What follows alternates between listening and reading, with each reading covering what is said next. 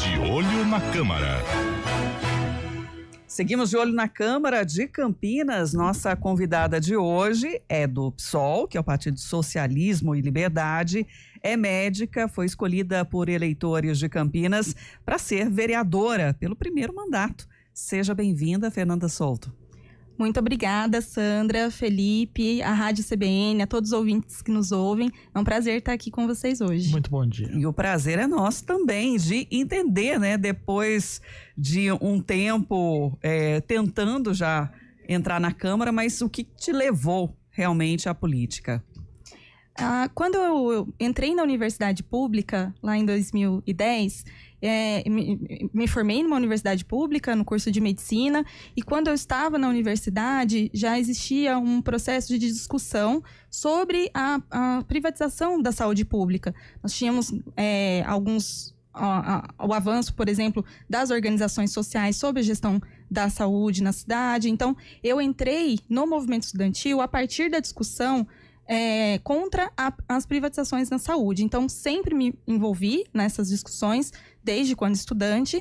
E quando me formei, vim para Campinas, me especializar em infectologia na Unicamp.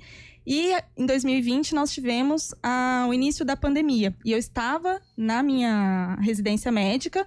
E quando a gente teve toda aquela discussão sobre o enfrentamento à pandemia, o negacionismo crescendo, o avanço da extrema-direita tomando conta do debate sobre saúde pública, eu entendi que seria muito importante que uma pessoa que tivesse um comprometimento com o fortalecimento do SUS, que tivesse um comprometimento com a garantia do direito à saúde, não para todos, mas não ser vista como uma mercadoria, mas sim como um direito de fato.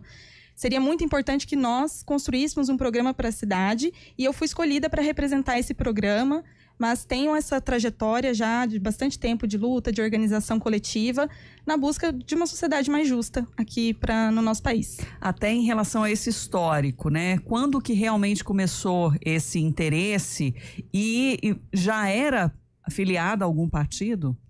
Eu me filiei ao PSOL em 2013, quando conheci as lutas do partido e que representavam muito aquilo do que eu pensava. Nós vivemos uma sociedade extremamente injusta. Atualmente no país nós temos 1%, por exemplo, das propriedades rurais, elas correspondem a mais de 50% das áreas rurais do Brasil. Um país em que 5% mais rico tem a mesma renda dos outros 95% mais pobre. Então, a gente vive nessa sociedade extremamente desigual que como que ela se desdobra, né? Falta de acesso para grande parte da população a direitos básicos, como saúde, educação, transporte público de qualidade, entre outros direitos, e o PSOL representava uma importante bandeira de lutas em todas essas áreas que eu acreditava que eram importantes para a gente conseguir construir uma sociedade diferente. Então, em 2013, me filiei ao PSOL a partir dessas discussões. E você sentiu, de alguma forma, na sua vida, essas limitações? Sim, meu pai é operário, minha mãe é cozinheira, então desde muito cedo nós tive um núcleo familiar com bastante falta de recursos materiais, com muito sacrifício. Meus pais conseguiram com que eu e meus irmãos pudéssemos estudar, chegar até a universidade pública, mas a partir de muita luta, muita dificuldade, e todo o meu convívio também foi a partir dessa realidade. Então, desde muito cedo, eu já enxergava essas diferenças que nós temos na sociedade, e quando eu entro na universidade pública, eu entendo também que eu teria uma responsabilidade de me organizar para transformar aquilo que eu achava que precisaria ser mudado, e por isso me aproximei do movimento estudantil e também dos movimentos populares, principalmente o movimento popular da saúde. E de que forma você quer colocar realmente isso em prática, já assumindo como vereadora? A Câmara, ela tem um papel muito importante, principalmente de fiscalização das ações do Executivo e também de elaboração de projetos e propostas para a cidade, no sentido de resolver os problemas e as contradições que nós temos aqui na nossa cidade. Por exemplo, nós já apresentamos um projeto de lei prevendo a maior transparência na publicação das listas dos pacientes que aguardam algum tratamento, procedimento ou consulta na rede pública de saúde. Por quê? Hoje, nós temos em Campinas dezenas de milhares de pacientes aguardando em alguma fila. E esses pacientes, muitas vezes, não sabem sequer qual que é a previsão de tempo para conseguir essa consulta, esse exame ou esse procedimento. No ano passado, nós tivemos um documento, por exemplo, do Conselho Municipal de Saúde, mostrando que para a fila da oftalmologia, nós tínhamos mais de 15 mil pacientes aguardando. Ou seja, são pacientes que aguardam anos por um atendimento. Então, a partir dessa necessidade de transparência, inclusive para coibir processos que nós sabemos que podem acontecer de alguma intervenção por poder político ou favorecimento, fazer o fura-fila na saúde, até para a gente coibir esse tipo de procedimento, nós também nós apresentamos esse projeto de lei, que é um projeto de lei exigindo maior transparência na fila, e a prefeitura, obrigando a prefeitura a divulgar quais os pacientes estão aguardando, mas resguardando a identidade desses pacientes, quando eles foram inseridos na fila, qual procedimento estão aguardando, qual a previsão de atendimento, porque isso vai trazer mais transparência para quem está precisando, mas também para toda a sociedade. Entender quais são os gargalos e, a partir disso, a gente fortalecer a luta para resolver os problemas que nós temos na saúde. Essa é um exemplo de iniciativa. Uma outra iniciativa que nós já apresentamos também por exemplo, o nosso projeto de lei que prevê a obrigatoriedade em a prefeitura e a INDEC chamarem uma audiência pública para apresentação das planilhas de custo das empresas responsáveis pelo transporte público na cidade, pelo menos 30 dias antes de qualquer decreto de aumento das tarifas. Nós temos uma cidade em que a tarifa do transporte público é uma das mais caras do Brasil. E os reajustes, eles são feitos de forma praticamente compulsória, e a sociedade tem poucas possibilidades de intervir nesse debate, de questionar. Por isso que nós já apresentamos também esse projeto de lei para disciplinar essa política tarifária e trazer o debate para toda a sociedade, podendo questionar a qualidade do transporte público, o próprio preço da tarifa comparado com outras cidades e as formas que nós podemos elaborar em conjunto, o legislativo, o executivo e a sociedade, para resolver esse problema que é central na vida do trabalhador, que é um transporte público caro e de baixa qualidade. Queria fazer uma reflexão aqui.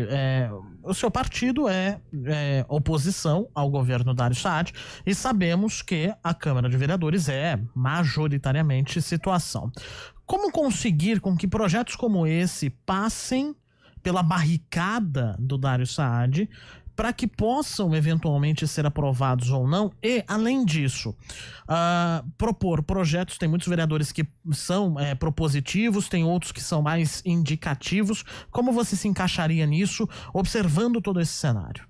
Acho que, no primeiro momento, quando a gente propõe um projeto ou alguma outra iniciativa parlamentar, ter o cuidado com a qualidade dessa iniciativa, desse projeto que a gente está apresentando. Então, nós estamos fazendo também um estudo bem aprofundado sobre o orçamento da cidade, sobre toda o histórico, o andamento, né? Exatamente, para a gente conseguir fazer as proposições com bastante qualidade e já ter um peso nesse início da apresentação. E uma outra discussão que nós também fazemos é que o legislativo, o trabalho do vereador, ele não pode ficar só dentro da Câmara. É importante que ele extrapole os muros da Câmara e leve essas discussões para a sociedade também em conjunto com os movimentos organizados, com os trabalhadores, com os coletivos, com toda a sociedade, com os pesquisadores, com as universidades, com todo mundo que possa fortalecer as discussões, que essas pessoas possam vir junto conosco para a gente dar mais peso e fazer também, mostrar o quanto esses projetos são importantes para a vida dos trabalhadores de Campinas. Eles podem envolver a sociedade e pressionar para dentro da Câmara a tramitação, a aprovação de projetos que são relevantes aqui na cidade. Agora, pensando, né, nesse desafio mesmo, nos bastidores, você até que foi bem recebida, porque eles perceberam essa boa energia mesmo, né? Porque chegar já com 2 projetos, né, sendo apresentados. Queria entender também, assim, são macros essas ideias, mas você defende alguma região também específica de Campinas? Nós temos trabalho e conhecemos muito bem todas as regiões de Campinas, né? Durante a minha formação, eu trabalhei bastante na saúde pública, sempre trabalhei no SUS, tenho quase 10 anos de formada e sempre trabalhei no SUS, conheço bastante todas as regiões de Campinas, a saúde pública, ela permite isso, permite que a gente tenha um enraizamento na sociedade, mas também temos diversos coletivos da educação conosco, então nós conhecemos bem a realidade também das escolas públicas de Campinas, nós temos esse conhecimento profundo da cidade que permite com que a gente identifique os problemas de cada região. Nosso mandato vai ser um mandato voltado para toda a cidade, entender os problemas de cada região, quais são as prioridades das pessoas que vivem ali, quais são os principais desafios e fazer proposições para cada região, dadas as suas complexidades e as suas contradições. E então o nosso mandato será um mandato para toda a cidade de Campinas. E deve ser ousado, porque você já apresentou aqui a criação de uma frente parlamentar em defesa da PEC, né, pelo fim da escala 6x1.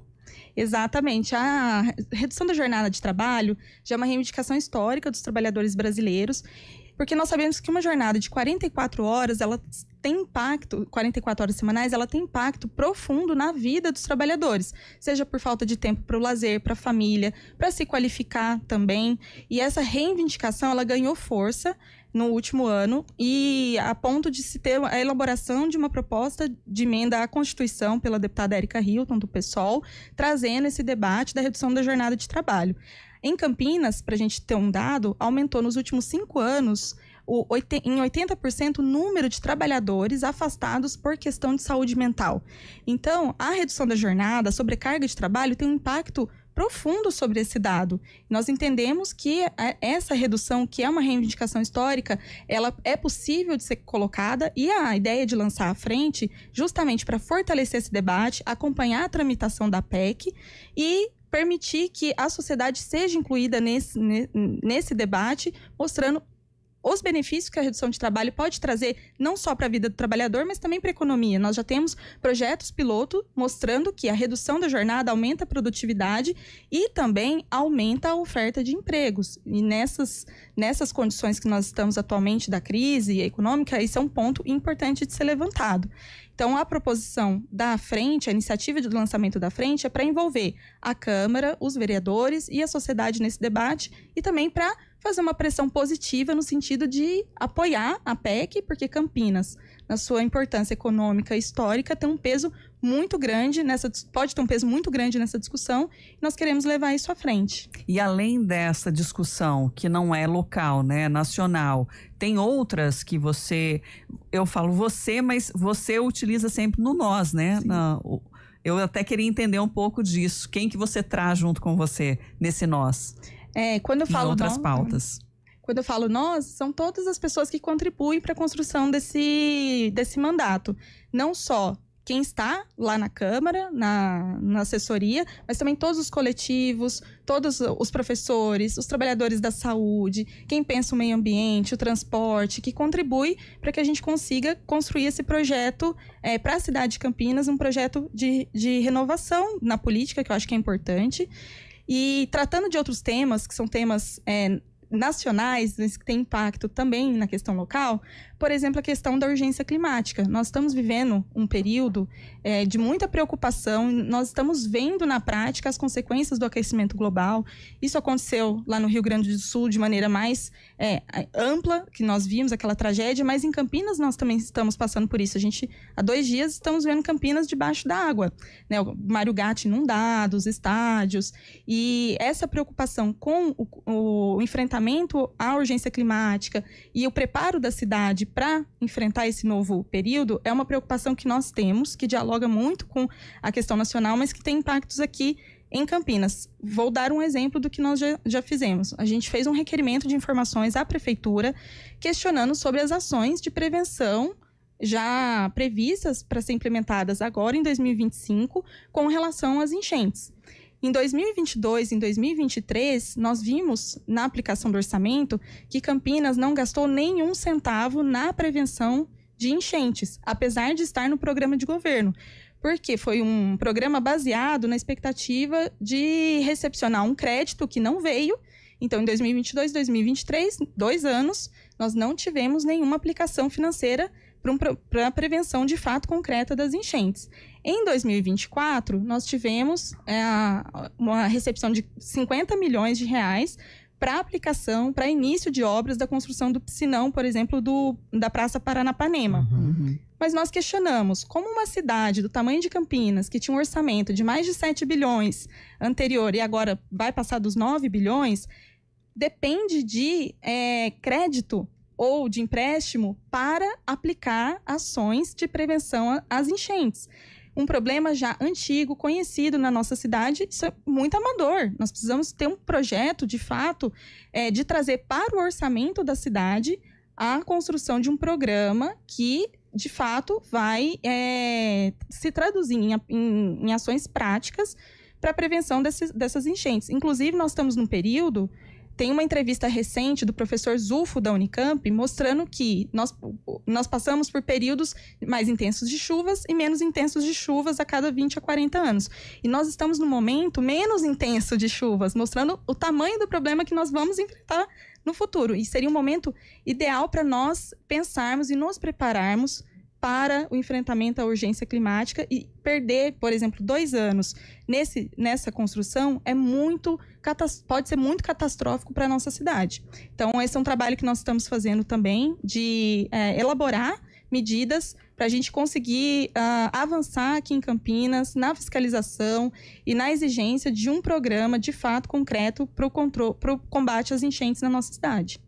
Fernanda Souto, nosso tempo aqui é limitado, mas assim como a gente já conversou com outros vereadores, o espaço vai estar sempre aberto para que a gente possa trazer essas discussões, reflexões junto à sociedade por aqui também. Agradeço mais uma vez a vinda. Eu agradeço muito o convite, Sandra, Felipe, a Rádio CBN. Para mim sempre é um prazer conversar sobre as ações que nós podemos desenvolver na cidade, pensar o futuro da nossa cidade, e vou estar à disposição. E que bom que mais uma mulher também sendo representada na Câmara. 10h59. CBN Campinas.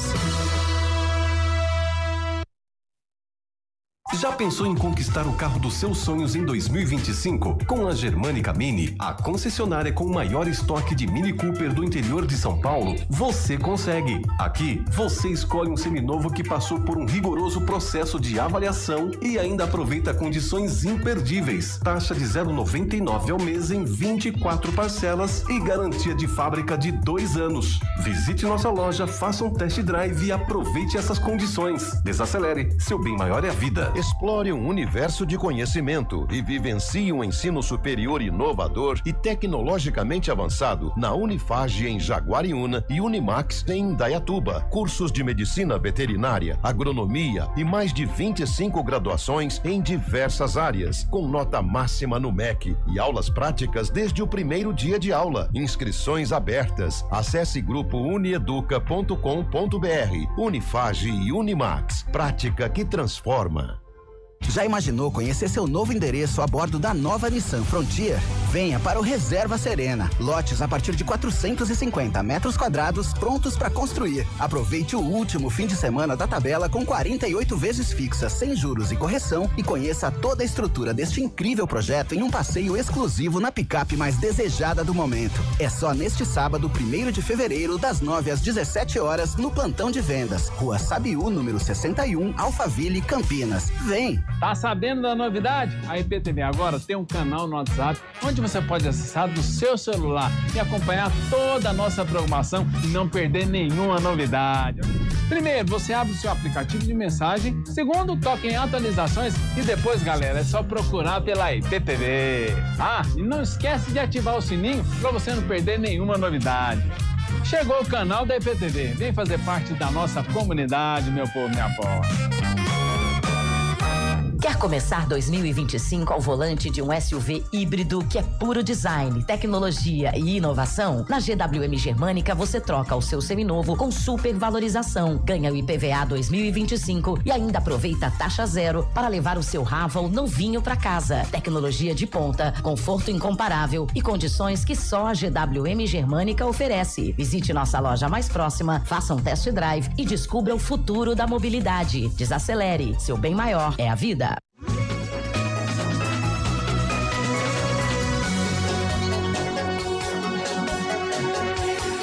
Horas 2 CBN Campinas, encerrando a semana, com os trabalhos técnicos de Valmir Bortoleta, produção de streaming Samila Dip. Apresentação, Sandra Lambert e Felipe Pereira. Felipe ainda não encerra a semana, né, Não, Felipe? vou encerrar amanhã só, estarei aqui desde as 7 da manhã no Jornal da CBN e às 9 no Manhã CBN. Te esperamos e agradecemos a participação também dos nossos ouvintes, quem ficou aqui com a gente até esse horário. Eu tô de volta na segunda, espero você. Eu estou esperando você também.